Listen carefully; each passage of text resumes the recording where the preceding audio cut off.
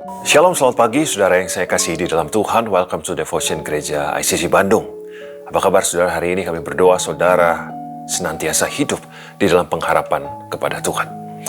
Judul Devotion pagi hari ini adalah Sukacita yang Sama. Saudara yang saya kasih di dalam Tuhan, terkadang sebagai manusia, seseorang dapat bergumul tentang apakah Tuhan mengasihi saya? Apakah Tuhan peduli dengan kehidupan saya? Oh, kehidupan saya tidak layak hidup di dalam dosa, tenggelam, masuk di dalam lumpur dosa. Sudah lama meninggalkan Tuhan. Apakah Tuhan masih menerima saya ketika saya mau kembali kepada Tuhan? Apakah Tuhan masih mencintai saya dengan kasih yang besar? Tahu saudara, jawabannya adalah Tuhan tidak pernah berubah dengan kasih dan sayangnya kepada kita semua. Tahukah saudara bahwa Tuhan tidak pernah berubah tentang kasih dan cintanya kepada kita semua? Kasihnya tetap besar, kekal selama-lamanya, dan tidak pernah berubah. Mari kita lihat satu perikop yang luar biasa dari Lukas 15 ayat 1 sampai yang ke-7. Ini adalah tentang kasih penerimaan Tuhan. Perikop ini adalah perumpamaan domba yang hilang. Saya akan bacakan buat saudara dari Lukas 15 ayat yang pertama. Para pemungut cukai dan orang-orang berdosa biasanya datang kepada Yesus untuk mendengarkan dia. Sudah terkasih, pada satu kali, para pemungut cukai dan orang-orang berdosa datang kepada Tuhan Yesus untuk mendengarkan Tuhan Yesus bercerita atau mengajar. Ini adalah hal yang biasa, bahwa Tuhan Yesus dekat dengan para pemungut cukai dan orang-orang berdosa. Bicara tentang orang berdosa, siapakah mereka? Mereka adalah misalnya pada wanita tunasusila atau kelompok orang-orang yang tidak melakukan hukum Taurat. Jadi orang-orang yang tidak melakukan hukum Taurat, mereka dicap hidupnya tidak saleh, tidak layak, mereka dianggap najis. Siapa yang menilai mereka tidak layak? Ini yang menilai saudara. Lukas 15 ayat yang kedua. Maka bersungut-sungutlah orang-orang Farisi dan ahli-ahli Taurat. Katanya, ia menerima orang-orang berdosa dan makan bersama-sama dengan mereka. Siapakah orang Farisi dan ahli Taurat ini? Saudara, orang Farisi adalah kelompok agama, kelompok religius yang begitu taat kepada hukum Taurat. Mereka mengikuti hukum Taurat. Kemudian ahli Taurat, mereka adalah para penulis, pengajar, dan penerjemah, penafsir dari Taurat. Dan pada waktu itu mereka menilai perilaku Tuhan Yesus yang dekat dengan orang-orang berdosa. Tuhan Yesus dekat dengan orang berdosa berarti Tuhan Yesus tercemar dan najis. Karena berdekatan dengan orang-orang yang tidak melakukan hukum Taurat, berarti Tuhan Yesus tidak menjaga kemurnian Taurat yang harusnya harus memisahkan diri dari apa yang dianggap najis atau tidak layak. Orang Farisi dan ahli Taurat merasa benar dan mereka tidak perlu pertobatan karena mereka menilai dirinya layak karena melakukan Taurat. Dari peristiwa ini Tuhan Yesus memberikan satu perumpamaan. Lukas 15 ayat yang keempat, ayat dari perumpamaan domba yang hilang. Siapakah di antara kamu yang mempunyai 100 ekor domba dan jikalau ia kehilangan seekor di antaranya, tidak meninggalkan yang 99 ekor di padang gurun dan pergi mencari yang sesat itu sampai ia menemukannya. Saudara, mengapa Tuhan Yesus memberitakan perumpamaan tentang domba? Tahukah saudara bahwa pada waktu itu dengan konteks Yahudi, domba adalah hal yang familiar. Dunia peternakan domba pada saat itu adalah hal yang begitu normal dan sangat biasa. Mudah menemukan daging domba, susu, wol, dan pada waktu itu kalau membawa korban ke bait Allah juga menggunakan domba. Jadi waktu mengatakan domba, semua orang akan begitu mudahnya dan langsung memahami apa yang sedang Tuhan Yesus ajarkan. Domba adalah hal yang dinilai paling cocok karena melambangkan keadaan rohani manusia. Dan jangan lupa, domba itu lemah. Domba itu begitu mudah tersesat, tidak bisa bertahan seorang diri. Maka domba pada waktu itu memerlukan yang namanya gembala. Jadi pada waktu Tuhan Yesus mengajarkan perumpamaan tentang satu domba yang terhilang akan dicari, maka orang Farisi dan ahli Taurat mengerti maksudnya bahwa siapapun yang terhilang, Tuhan Yesus akan mencarinya. Dan itulah alasannya mengapa Tuhan Yesus dekat dengan orang-orang berdosa. Meskipun ada 99 domba, itu adalah sebuah jumlah yang sangat besar. Tapi Tuhan tidak mengabaikan satu domba yang terhilang. Apapun yang terjadi, gembala yang baik itu akan mencarinya. Nah, saudara, bagaimana cara mencari domba yang terhilang waktu itu? Pada waktu itu, medan padang gurun yang begitu luas, begitu sulit, ada perbukitan, ada lembah, ada semak berduri, ada jurang-jurang yang terjal, ada turunan-turunan yang begitu jauh, yang lokasi-lokasi sulit itu begitu membahayakan domba kalau dia terpisah dari kelompoknya.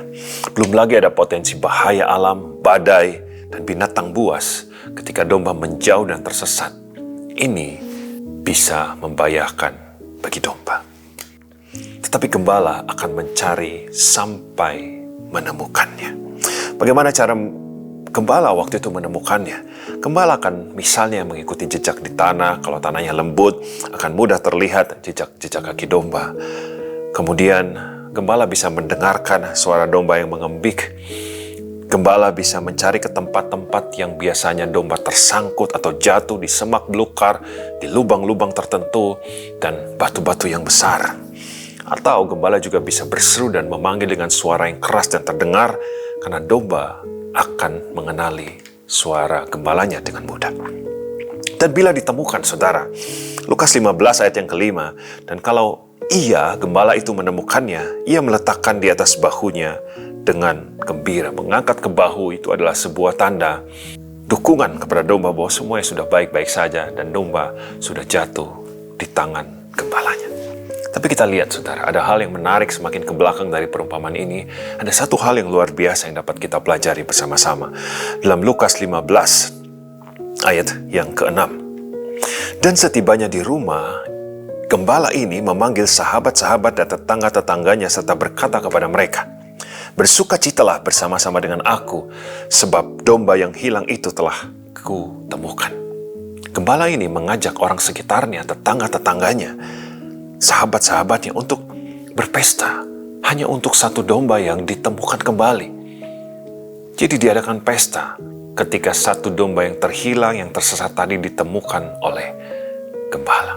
Saudara, peristiwa ini disamakan oleh Tuhan Yesus dengan hal yang ini.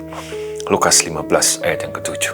Sama seperti gembala yang berpesta bersama dengan sahabat-sahabat dan tetangga-tetangganya. Demikian juga akan ada sukacita di sorga karena satu orang berdosa yang bertobat. Dalam bahasa Yunani, asli kata sukacita di sini memakai kata chara. Artinya ini adalah sebuah sukacita yang dalam, sebuah kegembiraan sejati, bukan sekedar senang-senang sesaat. Tapi ini adalah sebuah kebahagiaan yang begitu luar biasa. Ini adalah sukacita surgawi yang begitu dalam, bukan sekedar tertawa atau bersenang-senang, tapi sebuah perayaan ilahi atau sebuah kegembiraan yang bernilai kekal. Saudara, satu jiwa yang terhilang, orang berdosa yang terhilang, ditemukan kembali oleh Tuhan. Itu adalah sebuah nilai pertobatan yang sungguh amat besar di hadapan Tuhan. Di hadapan Tuhan dan sorga, pertobatan satu jiwa itu bukan perayaan yang kecil, saudara. Tapi sebuah ledakan eksplosif yang penuh dengan ekspresi yang membuat surga disenangkan. Kalau pertanyaannya seberapa besar sukacita itu, saya akan bacakan buat saudara bahwa satu orang yang bertobat dan kembali kepada Tuhan, levelnya sama dengan peristiwa ini. Lukas 2 ayat yang ke-10. Ini adalah perikop tentang kelahiran Yesus. Lalu kata malaikat itu kepada mereka, "Jangan takut, sebab sesungguhnya aku memberitakan kepadamu kesukaan besar untuk seluruh bangsa." Saudara, di dalam kelahiran Yesus, ada kata yang sama ketika surga bersukacita ketika satu orang diselamatkan. Waktu kelahiran Tuhan Yesus, kata ini juga memakai kata sukacita, yaitu cara yang sama dengan satu orang yang bertobat dan surga bersukacita. Bukan hanya itu saja, saudara. Di dalam Matius 28 ayat ke-8, mereka segera pergi dari kubur itu dengan takut dan dengan sukacita yang besar. dan berlari cepat-cepat untuk memberitahukannya kepada murid-murid Yesus. Bukan hanya peristiwa kelahiran Yesus memakai kata sukacita, tetapi peristiwa kebangkitan Yesus juga memakai kata sukacita. Saudara, kata sukacita ini di dalam Lukas 15 ketika satu orang bertobat dan seluruh surga bersukacita. Kemudian waktu kelahiran Tuhan Yesus Kristus, satu kesukaan yang besar. Kemudian waktu kebangkitan Tuhan Yesus Kristus, sukacita yang besar. Tiga kata ini adalah sama. Sukacita surga ketika terjadi pertobatan satu orang. Sukacita itu levelnya sama dengan sukacita waktu Tuhan Yesus dilahirkan. Dan level sukacitanya juga sama dengan waktu Tuhan Yesus bangkit dari maut setelah disalibkan. Saudara, dari sini kita bisa lihat bahwa ketika satu orang berdosa datang dan kembali kepada Tuhan, itu bukan sembarangan sukacita. Itu adalah sebuah kesukaan yang sangat besar bagi surga. Itu bukan kesukaan sukacita yang biasa-biasa saja. Itu adalah sebuah perayaan yang sungguh besar. Oleh karena itu, di hadapan Tuhan dan di hadapan sorga, satu orang bertobat dan kembali kepada jalan-jalan Tuhan, itu adalah sebuah hal yang sangat besar.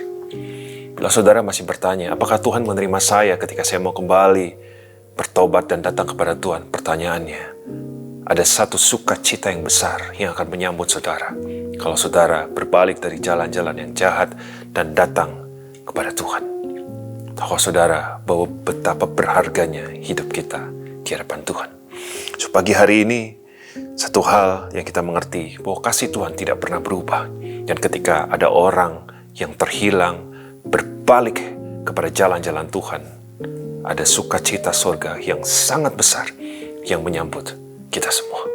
Amin. Mari kita berdoa. Tuhan Yesus, pagi hari ini kami bersyukur untuk sukacita yang Tuhan berikan di dalam kehidupan kami. Terima kasih untuk kasih yang besar. Terima kasih untuk kemurahan Tuhan atas hidup kami. Terima kasih untuk penerimaan Tuhan atas kami. Terima kasih untuk tangan yang terbuka. Dan terima kasih untuk Tuhan yang selalu bersukacita dan sorga yang bersukacita ketika ada orang-orang yang datang bertobat dan kembali kepada Tuhan. Saat ini kami berdoa untuk setiap jiwa yang belum mengenal Tuhan, yang belum terselamatkan. Kami berdoa di dalam nama Yesus Tuhan. Setiap lidah mengaku Yesus adalah Tuhan, dan setiap lutut bertelut bahwa Yesus adalah Tuhan. Kami bawa setiap jiwa-jiwa yang terhilang, yang tersesat, yang jauh dari Tuhan ke hadapan Tuhan. Kami berdoa biar setiap jiwa-jiwa ini kembali dan datang kepada Tuhan, mengenal Engkau secara pribadi, dan menerima keselamatan kekal. Dan mereka juga bisa mengalami kasih penerimaan tangan Tuhan yang terbuka. Mereka bisa mengerti bahwa ada kasih Tuhan yang besar yang mencintai kehidupan mereka. Terima kasih Tuhan Yesus. Pagi hari ini kami bersyukur di dalam nama Tuhan Yesus Kristus. Semua yang percaya sama-sama katakan amin. Sudah terkasih, demikian devotion pagi hari ini. Sampai jumpa di devotion berikutnya. Tuhan Yesus memberkati.